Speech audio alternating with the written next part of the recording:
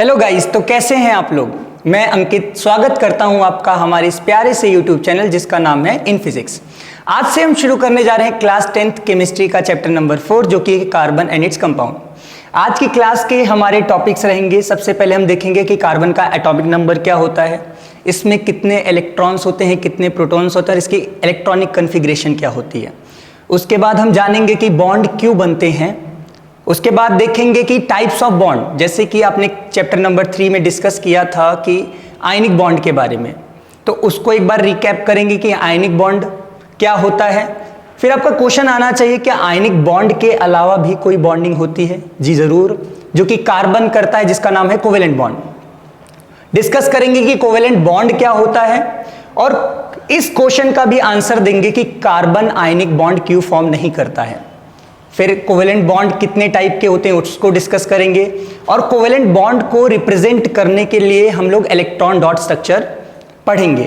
तो शुरू करते हैं इस लेक्चर को। सबसे पहले बात करते हैं कार्बन की। तो कार्बन का एटॉमिक नंबर 6 होता है, जैसा कि आप लोगों को पता होगा। इसमें नंबर ऑफ इलेक्ट्रॉन्स कितने होते हैं, 6 होते हैं, और नंबर ऑफ प्रोटॉन्स भी कितने होते हैं, 6 होते हैं।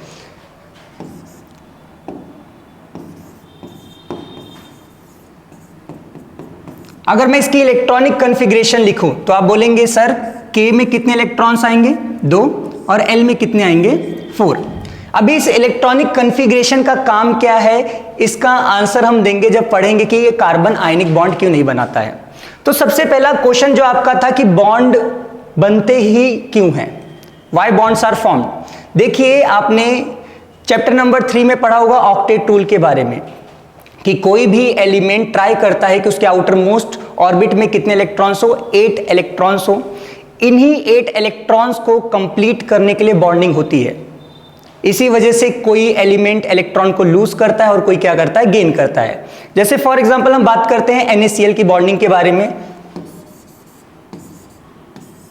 तो आपने देखा था सोडियम में कितने इलेक्ट्रॉन्स होते हैं, बोलोगे सर 11 इलेक्ट्रॉन्स होते हैं। इसकी कॉन्फ़िगरेशन लिखेंगे हम तो बोलोगे K में 2, L में 8 और M में 1 इलेक्ट्रॉन। बोला ठीक है सर। मैं यहीं पर साइड में क्लोरीन लिख देता हूं। क्लोरीन में कितने इलेक्ट्रॉन्स होते हैं, आप सभी को पता होगा 17 इलेक्ट्रॉन्स होते हैं। इसकी कॉन्फ़िगरेशन अगर मैं लिखूं तो K में 2, L में 8 और M में 7। मैं सोडियम की बात करता हूं। सबसे पहले अगर हम सोडियम की बात करें तो उसके आउटर मोस्ट में 1 इलेक्ट्रॉन है। इसके पास 2 ऑप्शन है। ऑप्शन नंबर 1, कहीं से 7 इलेक्ट्रॉन्स को गेन कर ले या फिर अपने 1 इलेक्ट्रॉन को पुश आउट कर दे। आप सभी को पता है ये 1 इलेक्ट्रॉन को पुश आउट करता है और क्या बनाता है, Na++ में 1 इलेक्ट्रॉन। और इस Na+ को आप सभी को पता होगा क्या बोलते हैं, कैटायन बोलते हैं। जो ये इलेक्ट्रॉन को लूज करता है उस इलेक्ट्रॉन को कौन गेन कर लेता है, क्लोरीन। क्लोरीन 1 इलेक्ट्रॉन को गेन करके क्या बन जाता है, Cl-, और इसको क्या बोला जाता है, अनायन बोला जाता है। और ये साथ में मिलके क्या बन जाते हैं, NaCl। Na का भी आउटर मोस्ट ऑर्बिट में 8 इलेक्ट्रॉन्स हो गए और क्लोरीन के भी आउटर मोस्ट में 8 इलेक्ट्रॉन्स हो गए। तो इस बॉन्डिंग के बारे में आपको पता होगा। अब हमारा क्वेश्चन ये है कि कार्बन ये वाला बॉन्डिंग क्यों नहीं कर सकता। तो अभी हमने जैसे इलेक्ट्रॉनिक कॉन्फ़िगरेशन देखी थी कार्बन की, तो आपने देखा था कि कार्बन के K शेल में 2 इलेक्ट्रॉन्स होते हैं, L शेल में 4 इलेक्ट्रॉन्स होते हैं। तो कार्बन के पास भी 2 ऑप्शन है। ऑप्शन नंबर 1 क्या है कि ये क्या करे, कहीं से 4 इलेक्ट्रॉन्स को गेन कर ले। Option number 1, case number 1। बोलोगे ठीक है सर। ऑप्शन नंबर 2 क्या है इसके पास कि ये जो 4 इलेक्ट्रॉन्स आउटर मोस्ट ऑर्बिट में है इनको क्या कर दे, लूज कर दे। तो सबसे पहले हम केस नंबर 1 को डिस्कस करते हैं। ध्यान से सुनो, अगर ये 4 इलेक्ट्रॉन्स को गेन करता है, अगर ये 4 इलेक्ट्रॉन्स को गेन करता है तो कार्बन के पास पहले से कितने इलेक्ट्रॉन थे, 6 इलेक्ट्रॉन। गेन कितने कर लिए, 4 इलेक्ट्रॉन। अब कितने इलेक्ट्रॉन हो जाएंगे, बोलोगे सर 10 इलेक्ट्रॉन हो जाएंगे। तो मैं इन 10 इलेक्ट्रॉन को यहां पर प्लॉट कर देता हूं।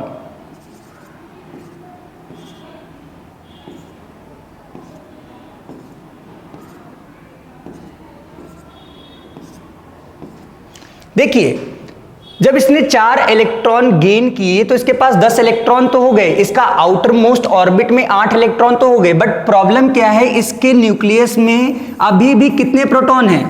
बोलोगे 6 प्रोटॉन है सर। तो प्रॉब्लम क्या होती है, जो ये 6 प्रोटॉन्स हैं ये प्रॉपरली 10 इलेक्ट्रॉन्स को होल्ड नहीं कर सकते, इस वजह से कार्बन 4 इलेक्ट्रॉन को गेन नहीं कर सकता। अब हम केस नंबर 2 को डिस्कस करते हैं कि ये 4 इलेक्ट्रॉन लूज कर दे। देखिए ध्यान से, जब भी किसी भी एलिमेंट के एटम से इलेक्ट्रॉन बाहर जाता है तो हमें एनर्जी देनी पड़ती है, उस एनर्जी का नाम होता है आयनाइजेशन एनर्जी।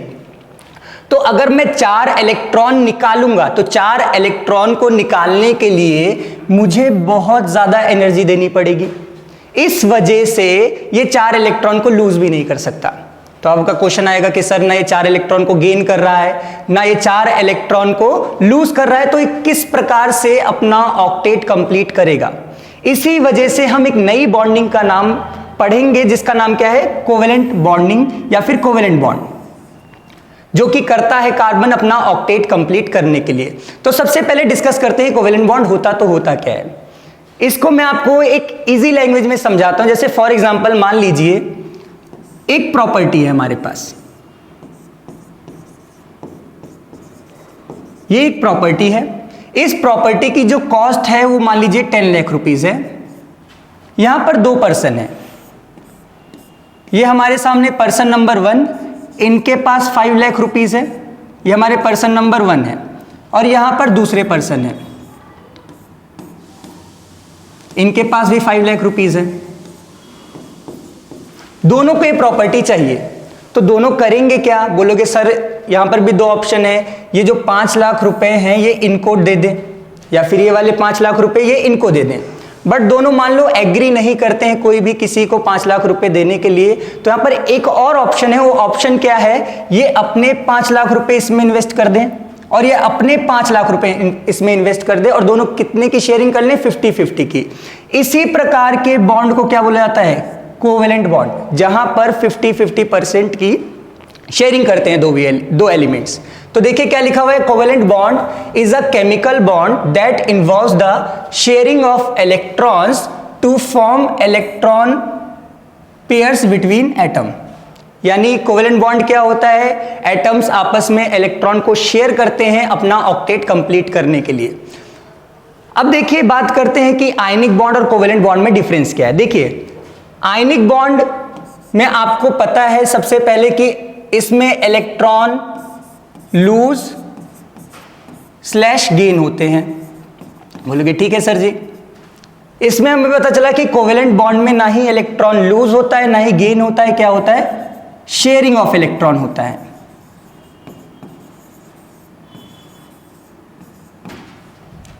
ध्यान से सुनो, जो आयनिक बॉन्ड बनता है उसमें कोई एक ऐसा एलिमेंट होना चाहिए जो इलेक्ट्रॉन को लूज करे और दूसरा ऐसा होना चाहिए जो इलेक्ट्रॉन को गेन करे।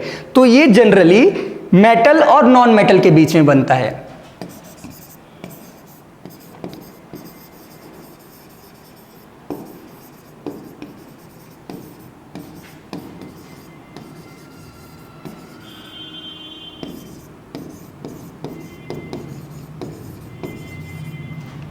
और कोवेलेंट बॉन्ड किनके बीच में बनता है, जिनकी इलेक्ट्रोनेगेटिविटी में क्या होता है, डिफरेंस बहुत कम होता है, जिसमें कोई इलेक्ट्रॉन लूज नहीं करना चाहता, कोई गेन नहीं करना चाहता। तो जनरली ये वाला बॉन्ड किनके बीच में बनता है, 2 नॉन मेटल्स के बीच में, फॉर्म्ड बिटवीन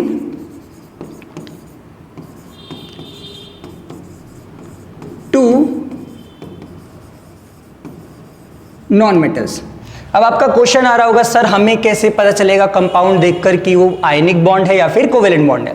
तो ध्यान से सुनो, अगर आपको मेटल और नॉन मेटल दिखता है तो बोलोगे सर उसमें आयनिक बॉन्ड के चांसेस ज्यादा हैं, और अगर कोई ऐसा कंपाउंड दिखता है जहां पर नॉन मेटल्स दिखते हैं आपको, तो आप बोलेंगे कौन सा बॉन्ड है, कोवेलेंट बॉन्ड। जैसे एग्जांपल के लिए मैं बात करता हूं आपके सामने, यहां पर मैं आयनिक बॉन्ड के एग्जांपल लिखूं तो जैसे NaCl, बोलोगे सर सोडियम मेटल है, क्लोरीन नॉन मेटल है, तो मेटल लूज करेगा, नॉन मेटल गेन करेगा, तो सर ये आयनिक बॉन्ड है। बात करते हैं MgCl2 की, यहां पर भी मैग्नीशियम क्या है, आपका मेटल है, क्लोरीन आपका नॉन मेटल है, तो ये भी आपका आयनिक बॉन्ड होगा। मैं बात करता हूं फेरस ऑक्साइड की, आयरन यहां पर मेटल है, ऑक्सीजन नॉन मेटल है, तो ये भी किसका एग्जाम्पल होगा? आयनिक बॉन्ड का। कोवेलेंट बॉन्ड के एग्जाम्पल की बात करें तो जैसे कार्बन डाइऑक्साइड, अब बोलेंगे सर कार्बन भी एक नॉन मेटल है, ऑक्सीजन भी एक नॉन मेटल है, तो ये पक्का किसका एग्जाम्पल है? कार्बन डाइऑक्साइड का। इनके बीच में शेयरिंग हो रही होगी इलेक्ट्रॉन्स की, और वो शेयरिंग कैसे हो रही होगी उसको रिप्रेजेंट अभी हम थोड़ी देर में करेंगे। बात करते हैं H2O की, ये है पानी। इसमें देखिए हाइड्रोजन भी नॉन मेटल है, ऑक्सीजन भी नॉन मेटल है, तो ये पक्का आयनिक बॉन्ड नहीं है। ये कौन सा बॉन्ड है? कोवेलेंट बॉन्ड है। इसकी रिप्रेजेंटेशन हम देखेंगे अभी हम। तो ऐसे कोई भी आपके सामने कोई भी कंपाउंड लिख दिया जाए, जैसे फॉर एग्जांपल मैं बात करता हूं CH4, कार्बन भी नॉन मेटल है, हाइड्रोजन भी नॉन मेटल है, तो कौन सा बॉन्डिंग हो रहा होगा? Covalent bonding. मैं आपके सामने अगर बोल देता हूं सोडियम सल्फेट, तो सोडियम आपको मेटल दिख रहा है, इसका मतलब उनमें कौन सी बॉन्डिंग होगी? आयनिक बॉन्डिंग होगी। तो आगे की बात करते हैं कि कोवेलेंट बॉन्ड कितने टाइप के होते हैं। देखिए सबसे पहला ऑप्शन है कि एक इलेक्ट्रॉन शेयर कर ले, क्योंकि इसमें 50-50% होता है, तो जिसको जितने इलेक्ट्रॉन्स ऑक्टेट कंप्लीट करने के लिए चाहिए होते हैं उतने ही इलेक्ट्रॉन्स को शेयर करता है वो। जैसे मैं बात करता हूं एग्जाम्पल के लिए क्लोरीन की बात करता हूं, तो ये आपका क्लोरीन है। क्लोरीन में आउटर मोस्ट में कितने इलेक्ट्रॉन होते हैं? मैं वैलेंस इलेक्ट्रॉन लिख रहा हूं, बोलेंगे सर वैलेंस इलेक्ट्रॉन 7 होते हैं। कैसे? K में 2, L में 8 और M में 7। तो बोलेंगे सर वैलेंस इलेक्ट्रॉन इसमें 7 हैं, तो हमने 7 इलेक्ट्रॉन को मैं क्रॉस से रिप्रेजेंट कर रहा हूं।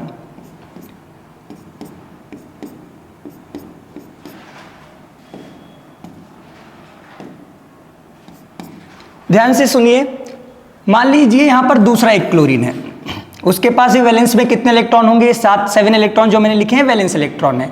इसके पास भी कितने इलेक्ट्रॉन होंगे वैलेंस? बोलेंगे सर आप 7 ही इलेक्ट्रॉन्स होंगे। आपको पता है इस क्लोरीन को भी वैलेंस इलेक्ट्रॉन कंप्लीट करने के लिए, अपना ऑक्टेट कंप्लीट करने के लिए एक इलेक्ट्रॉन चाहिए, और इस क्लोरीन को भी एक इलेक्ट्रॉन चाहिए। तो मैंने क्या बोला कि कोवेलेंट बॉन्ड में जितने इलेक्ट्रॉन आपको चाहिए होते हैं ऑक्टेट कंप्लीट करने के लिए उतने ही आप शेयर करते हो। इस क्लोरीन को एक इलेक्ट्रॉन चाहिए, तो ये दूसरे क्लोरीन के साथ एक इलेक्ट्रॉन को शेयर करेगा, एक इलेक्ट्रॉन को शेयर करेगा, और इनके बीच में क्या बन जाएगा? Single covalent bond. इसको अभी हम रिप्रेजेंट करना सीखेंगे। इसी रिप्रेजेंटेशन का नाम क्या है? Electron dot structure. मैं बात करता हूं हाइड्रोजन की। ये आपका कौन सा मॉलिक्यूल था? Cl2 का मॉलिक्यूल था। मैं बात करता हूं H2 के मॉलिक्यूल की, तो आप बोलेंगे सर यहां पर हाइड्रोजन है, इसके आउटर मोस्ट में कितना इलेक्ट्रॉन होता है? बोलेंगे सर एक ही इलेक्ट्रॉन होता है। मैं बोला ठीक है, इसको क्रॉस से दिखा देते हैं। एक दूसरा हाइड्रोजन है, उसके भी आउटर मोस्ट में कितना इलेक्ट्रॉन है? एक। इसको अपना डुप्लेट कंप्लीट करने के लिए कितने इलेक्ट्रॉन चाहिए? बोलेंगे सर 2। इसके पास पहले से एक है, तो कितने की शेयरिंग करेगा? एक की शेयरिंग करेगा, और इन दोनों के बीच में क्या बन जाएगा? Single covalent bond. क्लियर है? आई होप आपको ये क्लियर होगा। इसकी चर्चा भी हम आगे भी करेंगे। नेक्स्ट बात करते हैं, दूसरा कोवेलेंट बॉन्ड होता है डबल बॉन्ड। डबल बॉन्ड जैसे एग्जांपल मैं बात करता हूं ऑक्सीजन की। अगर मैं आपके सामने ऑक्सीजन लिखूं तो ऑक्सीजन में कितने इलेक्ट्रॉन्स होते हैं? बोलेंगे सर टोटल 8 इलेक्ट्रॉन होते हैं और वैलेंस में 6 इलेक्ट्रॉन। इसकी कन्फिग्रेशन में लिख दूं तो K में 2, L में 6। तो इन 6 इलेक्ट्रॉन्स को मैं ड्रॉ कर देता हूं। यहां पर दूसरा एक ऑक्सीजन होगा, इसके पास भी कितने इलेक्ट्रॉन होंगे? 6 इलेक्ट्रॉन होंगे।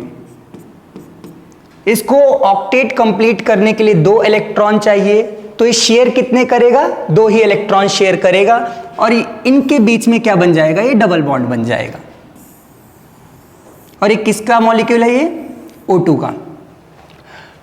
इन दोनों के बीच में डबल कोवेलेंट बॉन्ड बन रहा है। अगला बॉन्ड हम देखेंगे ट्रिपल बॉन्ड। ट्रिपल बॉन्ड कब बनेगा? जब शेयरिंग के लिए कितने इलेक्ट्रॉन्स आएंगे? 3 इलेक्ट्रॉन्स आएंगे। जैसे मैं एग्जांपल लेता हूं N2 का। अगर मैं नाइट्रोजन की आउटर मोस्ट कन्फिग्रेशन लिखूं, इसका एटॉमिक नंबर कितना होता है? सभी को पता होगा 7 होता है। K में कितने होते हैं? 2, L में 5। आप बोलेंगे सर इन 5 इलेक्ट्रॉन्स को आप रिप्रेजेंट कर दीजिए।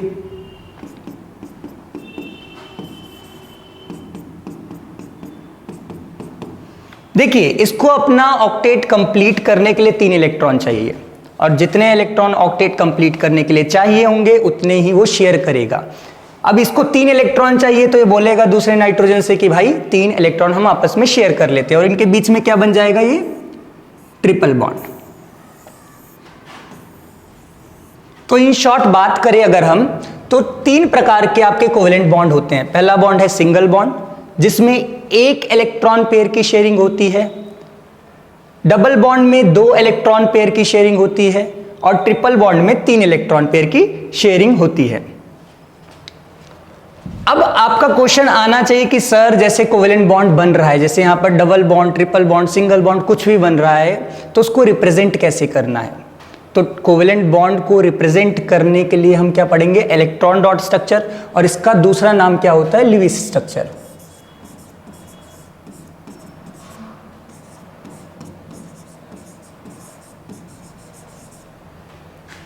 ये वो डायग्राम रिप्रेजेंटेशन है जो कि एक्चुअल में कोवेलेंट बॉन्डिंग को एक्सप्लेन करेगा। जैसे मैं बहुत सिंपल मॉलिक्यूल से, जैसे वाटर से शुरू करता हूं। जैसे मुझे मान लो शो करना है H2O, आपको पता है कोवेलेंट बॉन्डिंग कर रहा है क्योंकि हाइड्रोजन भी नॉन मेटल है, ऑक्सीजन भी नॉन मेटल है। तो इसमें बॉन्डिंग कैसे हो रही होगी, जैसे आयनिक बॉन्ड में आपको पता होता है कितने इलेक्ट्रॉन लूज हो रहे हैं, कितने इलेक्ट्रॉन गेन हो रहे हैं। तो आपका क्वेश्चन होगा कि हाइड्रोजन कितने इलेक्ट्रॉन शेयर कर रहा है, ऑक्सीजन कितने इलेक्ट्रॉन शेयर कर रहा है। तो मैं बात करते हैं, देखिए बार बार लिखेंगे नहीं हम, ऑक्सीजन में कितने इलेक्ट्रॉन होते हैं, आउटर मोस्ट में 6 इलेक्ट्रॉन। बोलोगे ठीक है सर,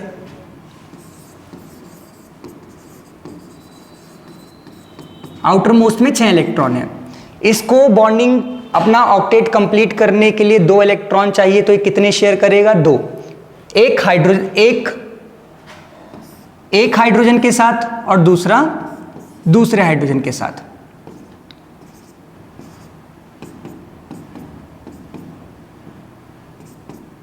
और इनके बीच में क्या बन जाएगा, देखिए हाइड्रोजन का कंप्लीट हो गया, हाइड्रोजन को 2 इलेक्ट्रॉन चाहिए थे, ये डॉट वाले क्या है, ऑक्सीजन के इलेक्ट्रॉन्स हैं। ऑक्सीजन का ऑक्टेट देखिए, काउंट कीजिए, 1 2 3 4 5, 1 2 3 4 5 6 7 8। ठीक है, बात करते हैं हम लोग दूसरे मॉलिक्यूल की। मान लीजिए मुझे बनाना है कार्बन डाइऑक्साइड का, तो आप बोलेंगे कार्बन के आउटर मोस्ट में कितने इलेक्ट्रॉन हैं, 4 इलेक्ट्रॉन। ठीक है, ऑक्सीजन के आउटर मोस्ट में कितने इलेक्ट्रॉन हैं, 6 इलेक्ट्रॉन। कार्बन को 8 कंप्लीट करने के लिए 4 इलेक्ट्रॉन शेयर करने पड़ेंगे, और ऑक्सीजन को कितने शेयर करने पड़ेंगे, 2। तो आप क्या बोलेंगे, सर कार्बन 2 इलेक्ट्रॉन एक ऑक्सीजन के साथ कर रहा होगा, 2 इलेक्ट्रॉन दूसरे ऑक्सीजन के साथ कर रहा होगा, दूसरे वाले इलेक्ट्रॉन पेयर। तो यहां पर सेंटर में हम बना देते हैं कार्बन, 2 इलेक्ट्रॉन इधर, 2 इलेक्ट्रॉन इधर। ऑक्सीजन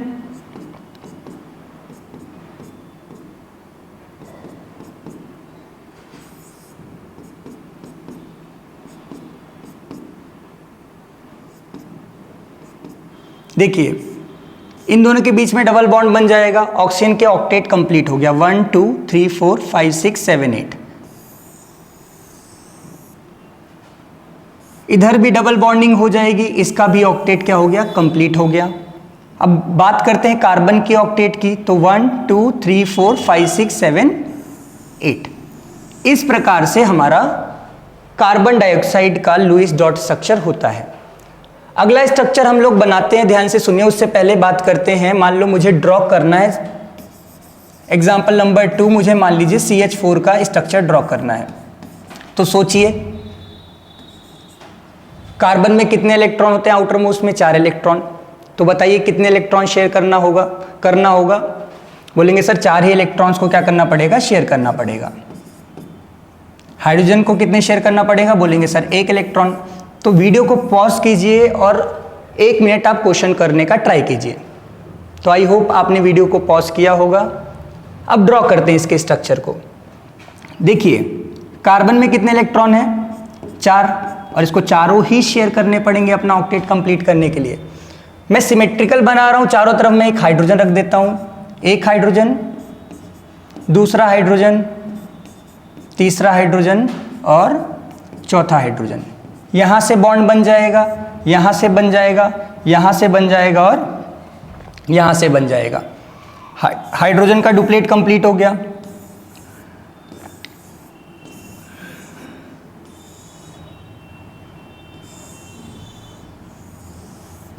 ये हमारे कार्बन का ऑक्टेट कंप्लीट हो गया। बात करते हैं, आप किसी का भी dot structure, electron dot structure बना सकते हैं। बस आपको ध्यान क्या रखना है, सबका ऑक्टेट कंप्लीट होना चाहिए। इन केस ऑफ हाइड्रोजन उसका क्या कंप्लीट होना चाहिए, डुप्लेट कंप्लीट होना चाहिए। बाकी कोई भी एलिमेंट है आपके पास, ऑक्सीजन है, फ्लोरीन है, उनका क्या कंप्लीट होना चाहिए, ऑक्टेट कंप्लीट होना चाहिए। जैसे एक और एग्जांपल हम लोग डिस्कस करते हैं।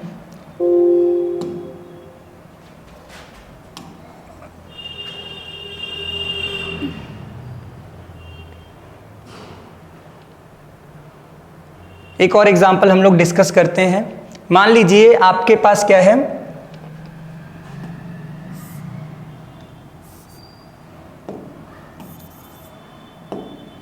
मान लीजिए हमें SO2 का बनाना है, सल्फर डाइऑक्साइड का।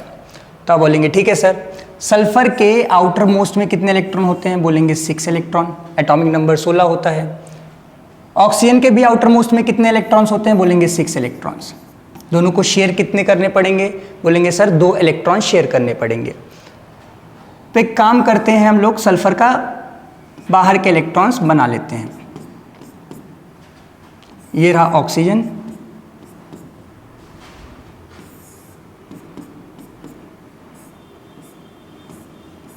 और बाकी इलेक्ट्रॉन्स एज इट इज इनके पास अपने हैं।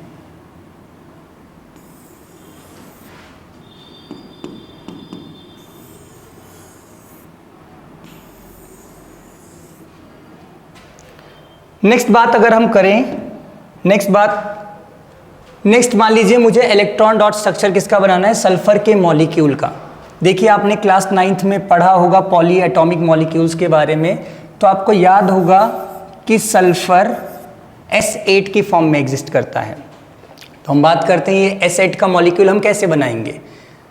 देखिए ध्यान से, आपको ऑक्टागन शेप बनानी है, क्योंकि आपको पता है सल्फर के आउटर मोस्ट में 6 इलेक्ट्रॉन है, तो उसे 2 इलेक्ट्रॉन्स क्या करने पड़ेंगे, शेयर करने पड़ेंगे। तो एक, ध्यान से सुनिए, आप ऑक्टागन की शेप बनाएंगे और हर एक वर्टेक्स पे एक सल्फर रख देंगे। जैसे सबसे पहले मैं एक ऑक्टागन बना लेता हूं।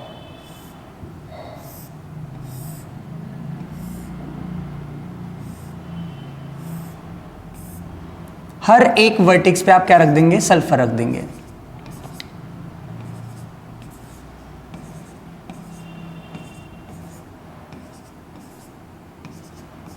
आपको दिख रहा होगा ये वाला जो सल्फर है, एक इलेक्ट्रॉन इसके साथ शेयर कर रहा है, एक इलेक्ट्रॉन इसके साथ शेयर कर रहा है। तो पहले 6 इलेक्ट्रॉन थे, बाद में इस और इस इलेक्ट्रॉन को लेके कितने हो जाएंगे, 8 इलेक्ट्रॉन।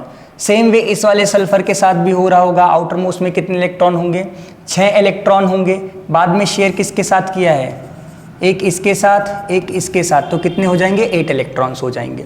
तो आई होप आपको ये इलेक्ट्रॉन डॉट स्ट्रक्चर बनाना क्लियर होगा। आपके लिए होमवर्क क्वेश्चंस भी हैं, आपको घर से इलेक्ट्रॉन डॉट स्ट्रक्चर बनाना है किसका, H2S का मॉलिक्यूल का। आपको आई होप क्लियर होगा कैसे। सल्फर के कितने हैं, आउटर मोस्ट में 6 इलेक्ट्रॉन हैं। ऑक्टेट कंप्लीट करने के लिए 2 इलेक्ट्रॉन चाहिए, तो एक हाइड्रोजन के साथ करेगा, दूसरा इलेक्ट्रॉन दूसरे वाले हाइड्रोजन के साथ करेगा। बात करते हैं F2 की, तो F2 का भी आई होप आप कर लेंगे।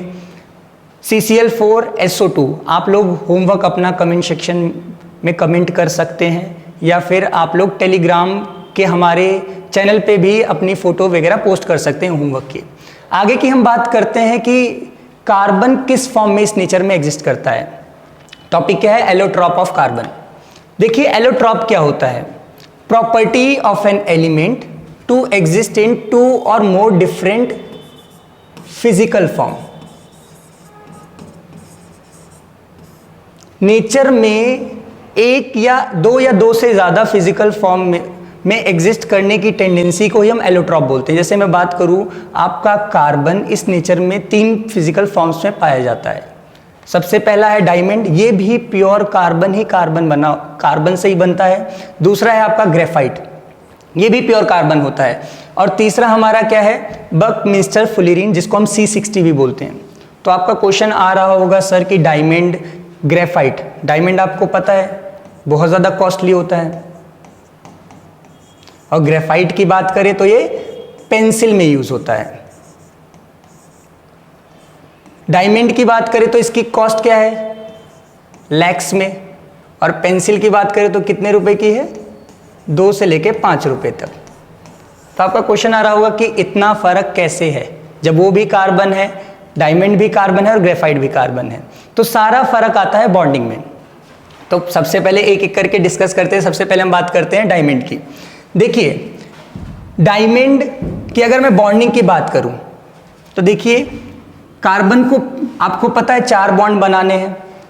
अगर चारों बॉन्ड्स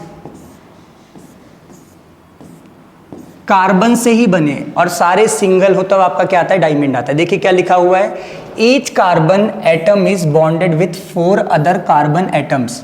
और कौन सा बॉन्ड होता है हर कार्बन एटम के बीच में, सिंगल बॉन्ड होता है। बोला ठीक है। 3 डायमेंशनल स्ट्रक्चर होता है, इसका हाई मेल्टिंग और बॉइलिंग पॉइंट होता है। बात करें तो डायमंड आपका one of the strongest substance है इस अर्थ पे, और ये आपको पता है बैड कंडक्टर ऑफ इलेक्ट्रिसिटी होता है। नेक्स्ट बात करते हैं हम लोग ग्रेफाइट की। ग्रेफाइट में क्या होता है, एक कार्बन एटम 3 कार्बन एटम से बॉन्डेड होता है। तो आपका क्वेश्चन क्या आना चाहिए कि सर मान लो मैंने बना दिया एक कार्बन, दूसरा कार्बन और तीसरा कार्बन। अभी आपने थोड़ी देर पहले पढ़ा था कि कार्बन को 4 बॉन्ड बनाने होते हैं अपना ऑक्टेट कंप्लीट करने के लिए, बट यहां पर क्या लिखा हुआ है कि each carbon atom is bonded with other 3 carbon atoms. तो उसकी वैलेंसी, उसका ऑक्टेट कैसे कंप्लीट हो रहा होगा। तो ध्यान से सुनिए, यहां पर कार्बन, एक कार्बन किसी भी एक कार्बन से क्या बनाता है, यहां पर डबल बॉन्ड बना के रखता है। इस डबल बॉन्ड की वजह से इसका क्या कंप्लीट हो जाता है, ऑक्टेट कंप्लीट हो जाता है। और जो रिजल्टेंट फॉर्म आती है वो क्या होती है, ग्रेफाइट की होती है। हेक्सागोनल शेप का ये हेक्सागोनल प्लेन में अगर हम देखेंगे तो हेक्सागोनल शेप इसकी आती है। ठीक है, देखिए लिखा हुआ है one of these bonds is a double bond, thus the valency of the carbon is satisfied. बात करें तो डायमंड आपका बैड कंडक्टर था, लेकिन आपका ग्रेफाइट क्या होता है, good conductor of heat and electricity होता है। ये एक्सेप्शन आपने चैप्टर नंबर 3 मेटल और नॉन मेटल में भी पढ़ा होगा। अगली बात हम लोग करते हैं C60 की। C60 की बात करें तो ये आपका एक केज लाइक स्ट्रक्चर है जिसमें क्या होते हैं 20 हेक्सागन्स होते हैं और 12 पेंटागन्स होते हैं। मैं आपको यहाँ पर ड्रॉ करके दिखाता हूँ। ये देखिए, ये एक कार्बन, दूसरा, तीसरा, चौथा और पांचवा, इनके बीच में कौन सी शेप बन रही है, बोलेंगे सर आप पेंटागन बन रही है। यहीं पर दूसरा मैं इस वाले कार्बन, इस वाले कार्बन, इन 6 कार्बन को लूंगा तो यहां पर कौन सी शेप बन रही है, हेक्सागन। तो आप बोलेंगे क्या सर, इस C60 में 20 हेक्सागन्स होते हैं और 12 पेंटागन्स होते हैं।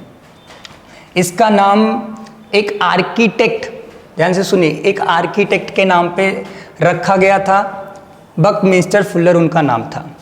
ठीक है, आगे की अगर हम बात करें तो कार्बन एंड इट्स कंपाउंड, आपने तो कोई ऐसा चैप्टर नहीं पढ़ा कि सोडियम एंड इट्स कंपाउंड, या आपने ऐसा कोई चैप्टर नहीं पढ़ा हाइड्रोजन एंड इट्स कंपाउंड, या फिर क्लोरीन एंड इट्स कंपाउंड। तो क्वेश्चन आपका आना चाहिए कि कार्बन एंड इट्स कंपाउंड अलग से क्यों चैप्टर, क्योंकि कार्बन के लाखों कंपाउंड होते हैं।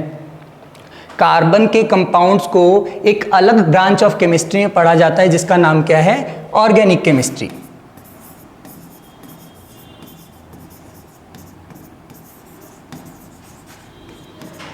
यानी ऑर्गेनिक केमिस्ट्री वो ब्रांच है जिसमें सिर्फ और सिर्फ कार्बन और उसके कंपाउंड को ही पढ़ा जाता है। तो आपका क्वेश्चन आना चाहिए कि सर ये कार्बन इतने कंपाउंड क्यों बना रहा है, why so many compounds are found by carbon. यहाँ पर मैंने कुछ एग्जांपल्स आपको स्लाइड पे दिए हैं, ये बस कुछ ही एग्जांपल्स हैं। बाकी अगर मैं रियल लाइफ में बात करूँ तो बहुत सारे कंपाउंड होते हैं। जैसे आपके घर में सिलेंडर यूज होता है, इस सिलेंडर में गैस भरी जाती है जिसका नाम क्या होता है, मीथेन गैस, CH4। मैं बात करूं हैंड सैनिटाइजर की, इसमें भी कोई ना कोई एक अल्कोहल का ही कंपाउंड होता है। अल्कोहल का ही कंपाउंड होता है। अगर आप सैनिटाइजर की बोतल देखेंगे तो उसमें कुछ ना कुछ प्रोपाइल अल्कोहल करके लिखा होगा। मैं बात करूं आपके पेट्रोल की, डीजल की, तो ये भी कार्बन का ही कंपाउंड है, कार्बन के ही कंपाउंड हैं। अभी आपने पढ़ा नहीं, लेकिन आगे भी हम चैप्टर पढ़ेंगे हाइड्रोकार्बन्स, जैसे मीथेन, इथेन। तो ये बड़ी बड़ी चेन्स होती हैं कार्बन की। फॉर एग्जांपल C5H12 से लेकर C12H26, ये जो कंपाउंड्स है इन्हीं के मिक्सचर से आपका पेट्रोल बनता है। कोई भी इनमें से रैंडम कंपाउंड्स हम मिक्स करके पेट्रोल या डीजल बना सकते हैं। बात करते हैं तो आपके मेडिसिन्स की, पैरासीटामोल हो गया, ये भी एक कार्बन का ही कंपाउंड है। जो आप ग्लूकोज खाते हैं, जो आपने चैप्टर नंबर 6 लाइफ प्रोसेस में भी पढ़ा होगा ग्लूकोज के बारे में, वो भी कार्बन का कंपाउंड है। आपने एनारोबिक रेस्पिरेशन में देखा था इथेनॉल, वो भी एक कार्बन का कंपाउंड है। तो आपका क्वेश्चन आना चाहिए कि सर इतने कंपाउंड कार्बन क्यों बनाता है? तो देखिए इसके दो रीजन होते हैं। Reason number 1, tetravalency. Tetra word का मतलब आपको क्लियर होगा कि सर टेट्रा मतलब क्या होता है? 4। टेट्रा मतलब 4। इसका मतलब कार्बन एक साथ कितने बॉन्ड बना सकता है? 4 बॉन्ड बना सकता है। जैसे आपने भी CH4 देखा था, तो CH4 का मतलब क्या है? कार्बन 4 हाइड्रोजन से एक साथ ही बॉन्ड बना सकता है। देखिए, having a valency of 4, carbon atom is capable of bonding with atoms of oxygen, hydrogen, nitrogen, sulphur, chlorine and other elements. अगर मैं बात करूं किसी के भी साथ, एक साथ वो 4 बॉन्ड बना सकता है। दूसरा रीजन क्या होता है, बहुत इंपॉर्टेंट, देखिए पेपर में आपसे पूछा जाता है कि वर्सेटाइल नेचर ऑफ कार्बन क्या है। आपको डायरेक्ट क्वेश्चन आता है पेपर में कि what is the versatile nature of carbon. ठीक है, तो आपको याद रखना है कि इसके दो, पहला क्या है टेट्रावेलेंसी और दूसरा क्या है कैटिनेशन। देखिए कैटिनेशन क्या होती है? Property of a carbon atom to form bond with other atoms of carbon. लंबी लंबी चेन्स बनाने की जो टेंडेंसी होती है उसी को हम कैटिनेशन बोलते हैं। जैसे एग्जांपल की बात करें, कार्बन अपने जैसे दूसरे कार्बन के एटम्स के साथ बहुत लॉन्ग चेन्स बना सकता है। इसी प्रॉपर्टी का नाम क्या होता है? कैटिनेशन।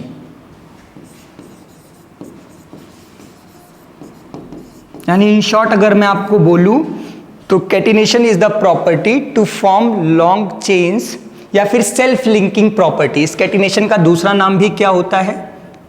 Self linking property.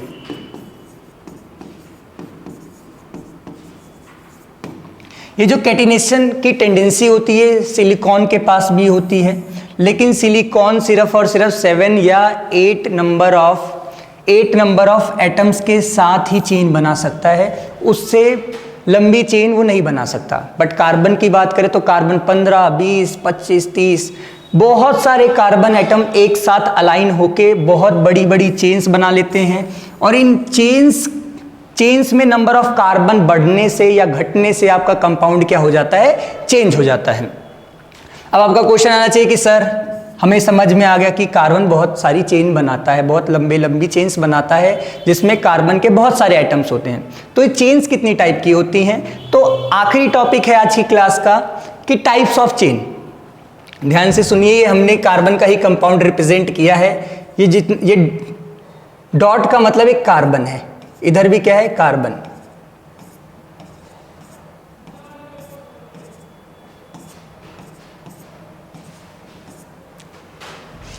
पहला टाइप का चेन क्या है? Straight chain. स्ट्रेट चेन का मतलब कोई भी बीच में ना आए। आपको पेपर में क्वेश्चन आता है जिसमें आपको MCQ में क्वेश्चन आता है जिसमें आपसे पूछा जाता है बताइए इसमें से कौन सा स्ट्रेट चेन है या ब्रांच चेन है। तो स्ट्रेट चेन क्या होता है? सीधा एक दूसरे से लिंक करते हुए बीच में कोई और एलिमेंट नहीं आना चाहिए। मैं ब्रांच चेन की बात करूं तो ब्रांच में देखिए ध्यान से, जैसे ये देखिए ये ब्रांचेस आ गई। अगर मैं यहां पर जाता हूं तो मेरे पास यहां पर दो ऑप्शन आते हैं, या तो स्ट्रेट जाने के या तो नीचे जाने के। तो आप बोलोगे सर ये स्ट्रेट नहीं है, ये फिर क्या है? चेन है। अब यहां पर भी देखिए आपके पास क्या है? ऑप्शन है, या तो ऊपर जाओ या तो स्ट्रेट जाओ। तो आप बोलोगे क्या हो गया? ब्रांच्ड हो गया। बट मैं बात करता हूं इसमें, देखिए आप स्ट्रेट चले जाइए, आपको क्या मिलेगा? कोई भी बीच में टर्न नहीं मिलेगा, तो आपकी स्ट्रेट चेन है। पेपर में मान लो आपको एक क्वेश्चन आता है कि आप बताइए ये वाला कंपाउंड जो मैं आपके सामने ड्रॉ कर रहा हूं, ये बताइए स्ट्रेट है या फिर चेन है। बहुत सारे बच्चे सोच रहे होंगे कि एक ब्रांच है, स्ट्रेट चेन है या ब्रांच चेन है। मेरा क्वेश्चन ये था कि स्ट्रेट चेन है कि ब्रांच चेन है। तो आप बोलेंगे सर ये ब्रांच लग रहा है, बट मैंने क्या बोला, आप मूव करते रहें और आपको टर्न नहीं मिलना चाहिए। आप बोलेंगे सर देखिए आपको कहीं पर भी ऑप्शन नहीं आया आगे जाने का नीचे जाने का, आपके पास यहाँ पर एक ही ऑप्शन है नीचे जाने का। अगर आगे कार्बन होते तो इसको आप ब्रांच बोलते, लेकिन ये भी किसका एग्जाम्पल है, स्ट्रेट चेन का एग्जाम्पल है। बट मैं बात करता हूं दूसरा एग्जाम्पल। मान लीजिए मैंने आपके सामने ड्रॉ कर दिया, मैं अगर आपसे पूछी बताइए स्ट्रेट चेन है कि ब्रांच चेन है, तो आप बोलेंगे सर यहां से स्टार्ट करते हैं। देखिए आपके पास बहुत सारे ऑप्शन है, एक ऑप्शन है सीधा जाने का, एक ऑप्शन है नीचे आने का, एक ऑप्शन है ऊपर जाने का। तो आप बोलेंगे सर ये पक्का क्या है, ब्रांच्ड है, और ये आपका क्या है, स्ट्रेट है। तो आई होप आपको स्ट्रेट और ब्रांच में क्लियर होगा कि स्ट्रेट के लिए आपको सिंपल मूव करना है और कहीं पर भी आपको एक सिंगल टर्न मिले, आपके पास ऑप्शन ना हो तो आपका वो स्ट्रेट है। अगर आपको कहीं पर भी ऑप्शन मिल जाता है मोर देन वन, जैसे इसमें आपको मिल रहा था ऊपर जाने का, नीचे आने का और स्ट्रेट जाने का, तो ये आपका ब्रांच्ड है। तीसरे टाइप की चेन होती है क्लोज चेन, जिसको रिंग भी बोला जाता है। रिंग आपको पता है कोई भी क्लोज स्ट्रक्चर, सबसे देखिए ध्यान से, मैं आपसे पूछूं सबसे कम साइड की, ध्यान से सुनना, सबसे कम साइड की क्लोज फिगर कौन सी पॉसिबल है। आप बोलेंगे सर ट्राइंगल, सबको पता होगा, मैथमेटिक्स में पढ़ा होगा ट्राइंगल। तो हमने बोला सबसे ध्यान से सुनिए, देखिए यहां पर, यानी अगर आपको क्लोज्ड चेन बनानी है तो मिनिमम कितने कार्बन एटम चाहिए होंगे, मिनिमम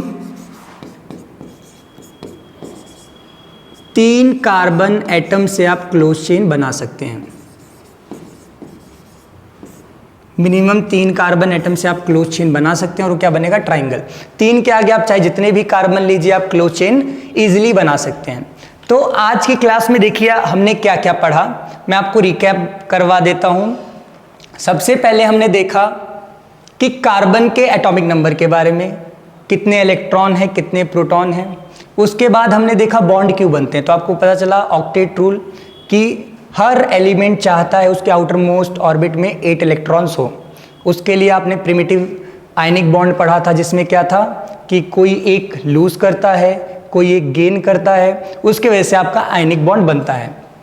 फिर हमने देखा कार्बन आयनिक बॉन्ड क्यों नहीं बना सकता, इसका रीज़न क्या था, आउटर मोस्ट में कार्बन में 4 इलेक्ट्रॉन्स होते हैं, तो उसके पास 2 ऑप्शन होते हैं, 4 इलेक्ट्रॉन या तो गेन कर ले या तो लूज कर दे, बट ये दोनों उसके लिए पॉसिबल नहीं होता। इसके वजह से आपका कार्बन आयनिक बॉन्ड फॉर्म नहीं करता। तो हमने क्या देखा फिर कि कार्बन कौन सा बॉन्ड करता है, तो एक नए बॉन्ड का इंट्रोडक्शन हुआ जिसका नाम था कोवेलेंट बॉन्ड। कोवेलेंट बॉन्ड कौन सा बॉन्ड होता है, जिसमें इलेक्ट्रॉन शेयर होते हैं टू कंप्लीट द ऑक्टेट या फिर duplet in case of hydrogen. आपने कोवेलेंसी का कॉन्सेप्ट पढ़ा।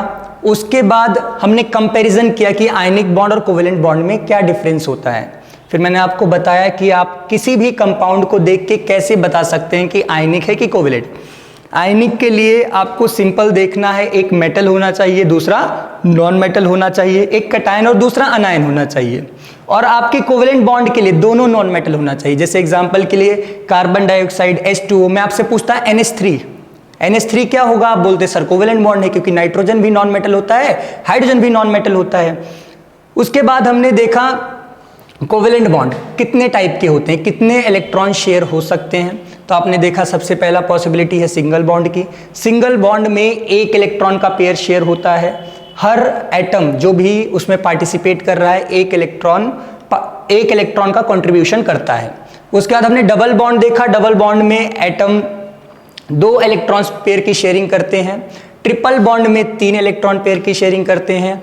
उसके बाद हमने रिप्रेजेंटेशन देखा कि कोवेलेंट बॉन्ड को रिप्रेजेंट कैसे किया जाता है, जिसका नाम क्या था, इलेक्ट्रॉन डॉट स्ट्रक्चर। हमने कुछ मॉलिक्यूल भी किए थे, जैसे एग्जांपल नंबर 1 हमने किया था H2O का मॉलिक्यूल। उसके बाद हमने कार्बन डाइऑक्साइड का मॉलिक्यूल किया। उसके बाद CH4 का मॉलिक्यूल हमने किया। उसके बाद हमने सल्फर S8 के मॉलिक्यूल को रिप्रेजेंट किया। आपके होमवर्क क्वेश्चन है, इनको जरूर कर लीजिएगा। उसके बाद हमने एलोट्रॉप्स ऑफ कार्बन देखे। एलोट्रॉप्स क्या होते हैं? वो टेंडेंसी या property of an element to exist in 2 और मोर फिजिकल फॉर्म्स। आपने देखा 3 एलोट्रॉप होते हैं कार्बन के, डायमंड, ग्रेफाइट और C60। डायमंड में कार्बन 4 और कार्बन एटम से सिंगल बॉन्ड बनाता है। In case of graphite 3 carbon atom से बनाता है, लेकिन वैलेंसी कंप्लीट करने के लिए एक बॉन्ड क्या होता है? डबल बॉन्ड होता है। C60 की बात करें तो आपने C60 में देखा 20 हेक्सागन्स होते हैं और 12 पेंटागन्स होते हैं। उसके बाद लास्ट पार्ट में हमने डिस्कस किया कि कार्बन के इतने कंपाउंड क्यों बनते हैं। हर जगह कार्बन, आप अगर सैनिटाइजर लेते हैं, LPG सिलेंडर लेते हैं, हर जगह आपको कार्बन दिखता है। तो रीज़न क्या है कार्बन का? ग्लूकोज आपका कार्बन से बना है, शुगर आपकी कार्बन से बनी है। तो हमने देखा कार्बन का वर्सेटाइल नेचर, 2 प्रॉपर्टीज़ की वजह से कार्बन बहुत सारे कंपाउंड बनाता है। ये पेपर में भी पूछा जाता है। पहली प्रॉपर्टी है टेट्रावैलेंसी। इसका नाम भी होता है एनोमलस बिहेवियर। इस प्रॉपर्टी को एनोमलस बिहेवियर बोला जाता है। पेपर में पूछा जाता है कि what is anomalous behaviour of carbon, या फिर डायरेक्ट पूछा जाएगा what is versatile nature of carbon. तो ये इंपॉर्टेंट है आपके लिए। तो हमने देखा टेट्रावैलेंसी। टेट्रावैलेंसी क्या होती है? कार्बन एटम के पास आउटरमोस्ट ऑर्बिट में 4 इलेक्ट्रॉन्स होते हैं, वो एक साथ 4 बॉन्ड बना सकता है। दूसरा हमने देखा कैटिनेशन। कैटिनेशन का नाम दूसरा क्या होता है? सेल्फ लिंकिंग प्रॉपर्टी, कि एक कार्बन दूसरे कार्बन के साथ लॉन्ग चेन्स बना सकता है। और जैसे जैसे आपके कार्बन एटम वेरी करते हैं number of carbon atom chain में, वैसे वैसे आपका कंपाउंड बदलता जाता है। तो फिर हमने देखा टाइप ऑफ चेन कितनी पॉसिबल है। तो आपने सबसे पहले देखा स्ट्रेट चेन। स्ट्रेट चेन क्या होती है? कहीं पर भी कोई टर्न ना आए, सीधी आपकी स्ट्रेट चेन होती है। दूसरी होती है ब्रांच चेन। अगर कहीं पर भी आपको टर्न मिलता है, आपके पास ऑप्शन रहता है, आगे भी कार्बन है और दूसरी साइड भी कार्बन, तो ब्रांच चेन होती है। तीसरा हमने देखा क्लोज चेन, जिसको रिंग भी बोला जाता है। मिनिमम 3 कार्बन एटम से आप रिंग बना सकते हो, क्योंकि आपको पता है ट्राइंगल 3 साइड की सबसे लीस्ट साइड वाली क्लोज फिगर पॉसिबल है।